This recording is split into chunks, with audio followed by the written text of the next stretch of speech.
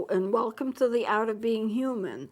We are still continuing in trying to review the major chronic illnesses that affect your personality, and I think probably we will finish with that this segment, but as I said before, we're not in any hurry. We're taking our time, and a review is exactly that. It's not going through the whole thing, it's just a review.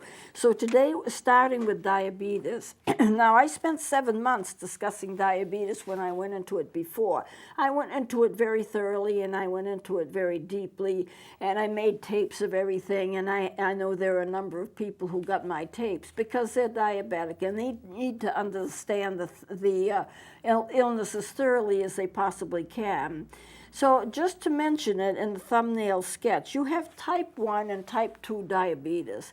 Type 1 is something you were born with, and it shows up early. It may show up in infancy, or it may show up in the very early years of life. The pancreas just is not working, or it fails quickly.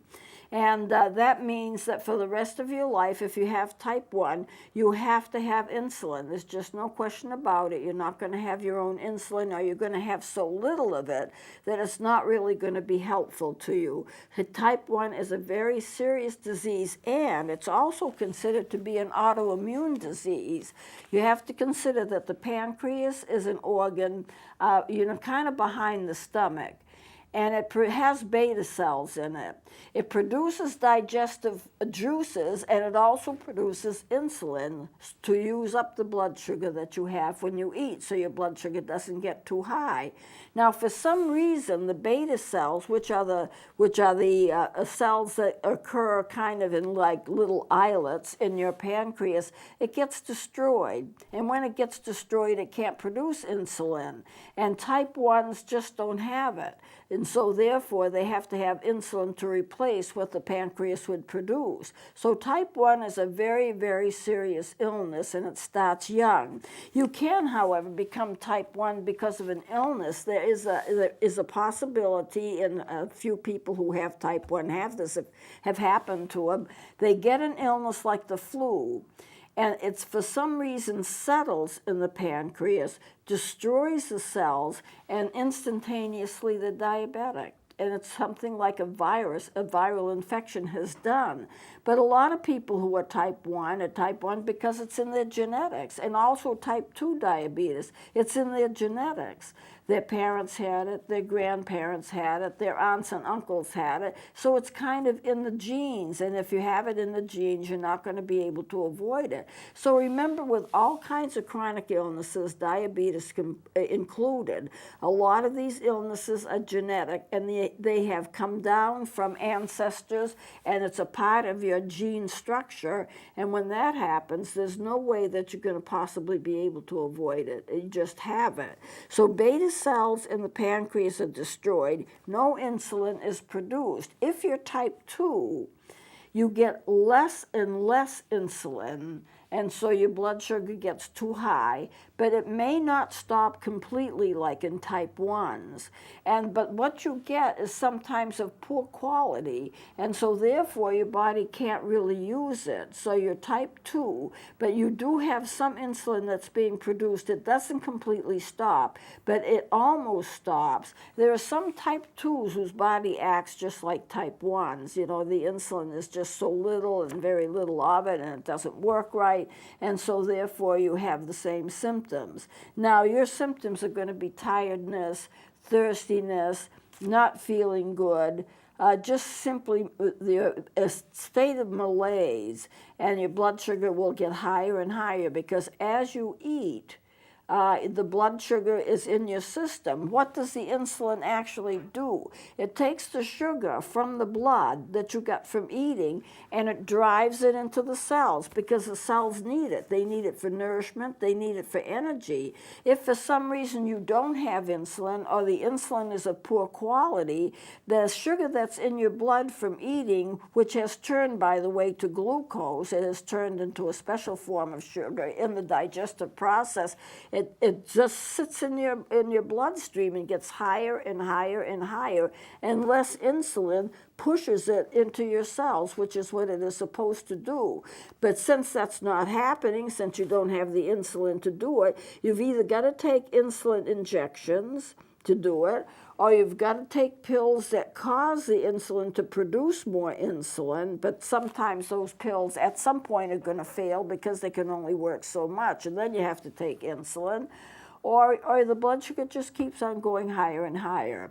And then there are some cells that become resistant to the insulin. The insulin is there, but the cells resist accepting it so that it doesn't get into the cells, not because the insulin is lacking, but because you have something called insulin resistance, and the insulin resistance prevents your cells from getting the insulin. So what do? You have to compensate. You have to take insulin, or you have to take pills that cause the pancreas to produce more insulin, and that is a problem because after a while, the pancreas is going to just refuse to do it. The pancreas is tired out. Now, I know that what some doctors are doing now, and it's helpful, if there's a family history of diabetes and you have children that it's probable that they're going to become diabetic, then they give them little amounts of insulin. And what happens is because they are taking a little amount of insulin, they're not taking pills to make their body produce more. That's tiring for the pancreas. But they're getting insulin in an injectable form. You can't eat it. You have to take it by injection because otherwise it doesn't get into the body as insulin. It just digests as a protein. Well, once they give them a little bit of insulin, that relaxes the pancreas. The pancreas does not have to work so hard in order to produce. It can relax because there's already insulin on board, and it helps the pancreas to last for a lot more months or years maybe before it finally shuts down. It doesn't mean you're not diabetic or that you're not going to become diabetic, but what you're doing is you're extending the natural life of the pancreas so that it lasts for longer before it finally shuts down. So that's about, there is a third kind of diabetes, and some people call it, I have the beginning pre-diabetes or something like that, but it's a contention of most scientists. You either have it or you don't. But there is a period of time when you're working up to it, when your blood sugar is very unstable, but you're not quite over the line for diabetes. But for the most part, you either have diabetes or you don't have it. So that's basically all I want to say about diabetes. You can control it sometimes with medications, but you've got to remember the side effects. You've got to remember what happens in your body, because if your blood sugar continually is too high, you can lose your vision, you can damage your organs, the blood gets sticky so it doesn't flow through the arteries easily, and so you have problems with circulation. If you have problems with circulation, then you can't get blood through, then your organs turn black, your legs and arms can turn black because they're not getting a blood supply, and then you have to start with amputations. And I had a toe infection just this last week. I still have it. But at any rate, I had it on Sunday morning. Saturday night I went to bed, I was fine. Sunday morning I woke up and I didn't recognize my foot. I mean, it was so infected, it was just awful. It was basically in the toe area. So Sunday afternoon, after the services were over with, I headed for an urgent care clinic. And I said, I could wait. I have an appointment next week. And she said, no. She said, if you'd waited 3 or 4 days, we would have had to amputate your toe. You would have lost the toe. So if things happen quickly, if you're a diabetic, you have a little tiny pinprick and it looks like it might be infected, have it immediately checked. You cannot waste time, because if you do, it can balloon all over the place in just hours, and you can end up with a very serious condition. So I'm just telling you that to protect you. Let's go into chronic pain next. Pain can be sharp. These are the names that you can describe what your pain is like. It can be sharp, dull, intermittent, constant, throbbing, single site. In other words, it's just in one location, or it can be all over. That's the way pain is usually described. Pins and needles, sharp, dull, throbbing. Those are the kinds of words that you use. The difficulty with chronic pain, you cannot have a test to show how bad it is. You know, in a court case, people will go to court and say, I injured my back, I'm in terrible pain, I can't work, I need disability. Well, how do you prove that? Well, if the back structures and the bones have been damaged, you can prove it that way. But just to say I'm in a lot of pain, there's no test that will show what that pain is like. No test that will show that you are in chronic pain, that's very terrible pain, or whether it's a dull throbbing. I mean, a person could go to court and say I'm practically paralyzed with pain and not be, but there's no way that you'd be able to test to see if they were telling the truth. And some people withstand pain more than others. Some people have a little pain and it sends them over the wall because they just can't tolerate it. Other people tolerate it well. And so it's very, very hard to describe it. It's very, very hard to test for it, but that's what it is. And chronic pain can be, managed with basically with medication. Sometimes exercise helps. Sometimes different types of meditation and so forth help. There are various ways of trying to control it. But it is not a very good thing to have to deal with because it can be quite debilitating. But chronic pain, and there are some illnesses and injuries that come with pain, and sometimes the people will ache and throb, and they don't know why. It may be nerve damage, or maybe they sprain themselves or something. Who knows? It's sometimes difficult to determine. So, but that is a problem with pain. Now let's go into headaches. Headaches, you can have migraine headaches, which are about the worst. They are so severe. Now, I've never had one. I can only repeat what people say about it. But they can see auras, flashes of light, and they get into very, very intense pain. They have to have it quiet. They have to have the curtains down. They don't want to have any light because that would seem to trigger it. And then they're just in agony with it until it's finished. And usually it's just a case of time for a migraine to end, and the pain is severe. This is kind of an interesting aside, but I used to teach in a high school, and a man used to come in and fix our photocopiers, and he had a bottle of Midol. You know what Midol is? It's for women's cramps. It's something you can get over the counter. I think it's made out of vegetable material, and it's supposed to help to stop cramps for women's monthly cycles. He took out his bottle of Midol, and I wondered about it because it's considered to be a female preparation. And he said, I have bad migraines.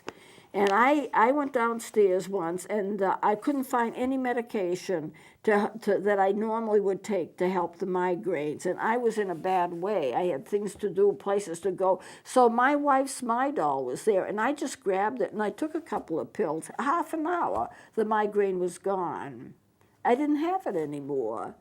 And so for me, I always keep a bottle of Midol with me, and when I start thinking that I'm going to get a migraine, I take a couple. It never develops. I don't have migraines with it.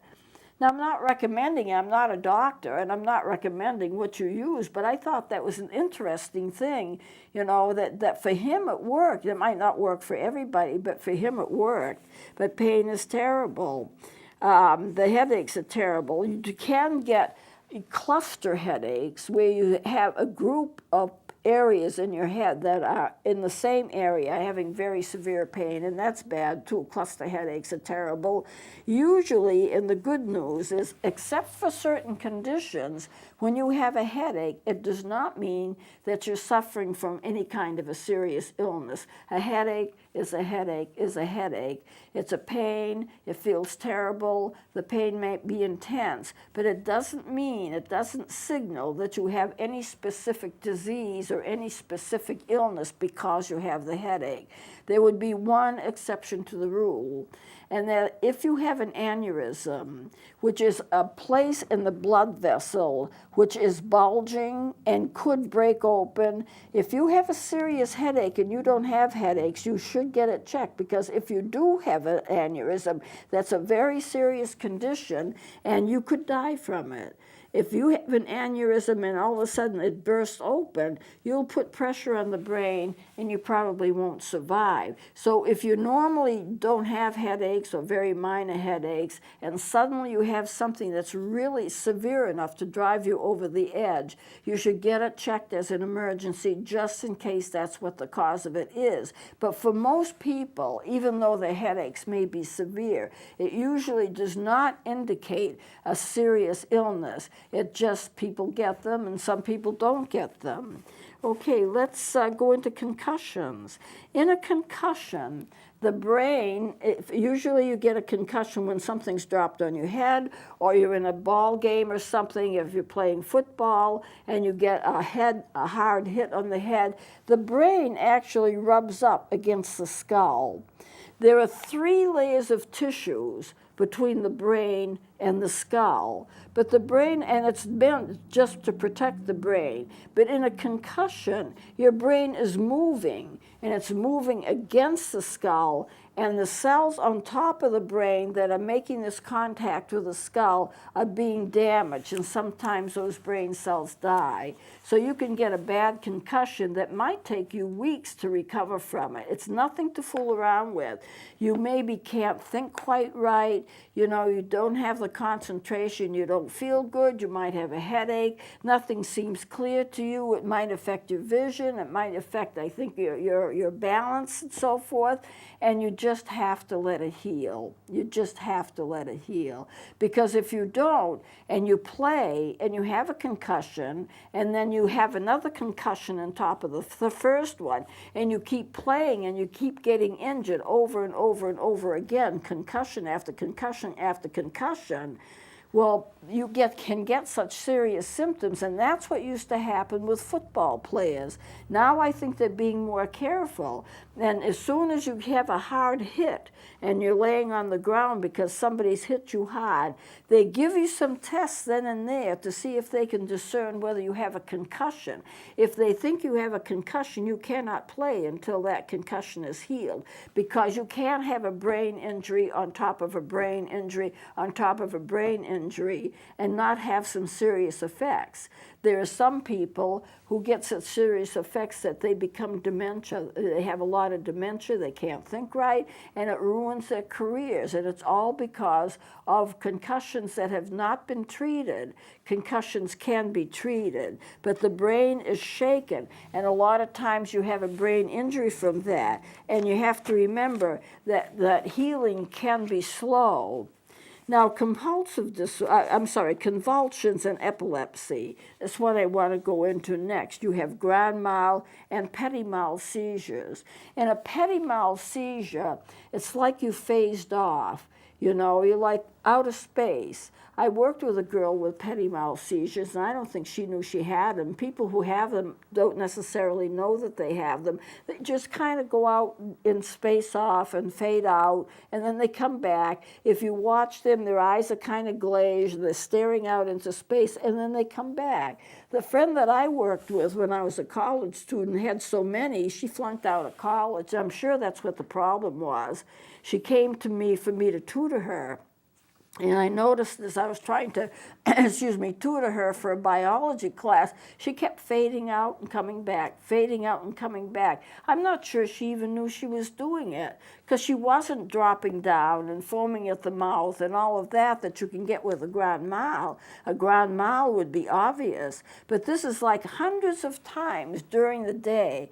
A person can phase out and come back, phase out and come back, and they may be gone like they're daydreaming for a few seconds, and then they come back. But that's petit mal. And the convulsion, the grand mal convulsion, and I went into it a lot more thoroughly when I was teaching it, of course, but the grand mal, you jerk and your muscles contract. The brain is firing. The brain cells are firing inappropriately, and as a result of that, you have that jerkiness. Now, arthritis, and I can see that we're really not going to finish this until next time. Arthritis is inflammation of joints. You have pain, swelling, stiffness, redness, Osteoarthritis is also degenerative arthritis. You use your bones and your joints so much that they wear and they tear. And by midlife, you start to get symptoms of arthritis, but many people have it a lot, very seriously, and it gets more profound and more intense as you grow older, so that your joints don't move right and that you stiffen up, you know, and you can't help it. It's part of arthritis. Rheumatoid arthritis is also considered to be an immune disorder, and that's very serious. The pain is awful. You get calcium deposits all over your fingers and your fingers and your feet. Your fingers can be distorted. They change shape because all of the distortions of them due to the arthritis. But that's chronic. I cover it because it is a chronic disease. Ankylosing spondylitis is arthritis of the spine where the joints are fused and the back bones fused together, but you bend forward. So you're walking and you're tipping forward as you walk. So you're kind of walking on a slant. It's not terribly common, but it's a type of arthritis, and you do see people with it. And they're like bent over. They're walking and they're bent over. It happens gradually over a period of time. They get stiff, and once the stiffness occurs in their joints and they become inflamed and those joints become fused, it's permanent. You can't do anything about it. If you know that you have it, what doctors will do will have you lay flat when you go to bed at night and kind of even strap yourself down so you're trying to force the back to stay straight. But that's only a temporary thing because you are going to tip over. It's just the way that illness is. Now I'm going to stop it here because we're about out of time. We don't have much to go, but we do have some to go. So I'll finish this next time, and you'll have kind of a thumbnail sketch of all of the illnesses that we've been over. So we'll close it here. Please join me next time.